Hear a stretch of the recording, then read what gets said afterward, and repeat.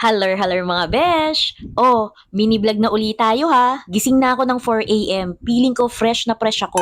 Pero feeling lang, wala sa muka. Una kong tiningnan, hindi yung cellphone, kundi kung may leftover bang ulam kagabi. At meron nga, ginisang gulay with pork and sotanghon ni Ate Beth. Mukha lang siyang pansit pero gulay goals yan besh. Kasi sa gabi gusto namin may gulay talaga. Nagtimpla na rin ako ng kape kasi alam nyo na hindi gagalaw ang katawan kapag walang kape.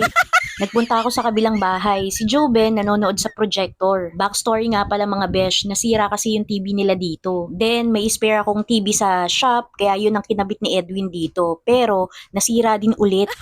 Kaya projector na lang talaga ang forever. Akala ko nga besh na itapon ko na yung box, pero buti na lang nakita ko uli, pati yung white lot. Kasi besh, ang pangit namang manood sa projector pag hindi white ang background. So, ininstall namin ni Ate Beth. At yan, cinematic na ang feels. At ayan, siguradong masaya na sila, si Ate Beth, pati yung mga pusa niya. At syempre, yung mga bata, lagi din naman kasing nandito yung mga anak ko. Lagi mong tatandaan, besh, hindi sa gadgets o gamit na susukat ang saya. Nasa mga vibes mo yan. O siya, mga besh, kape muna uli ako. Baka bumaba ang energy, madami pa akong sampahin mamaya. Bye!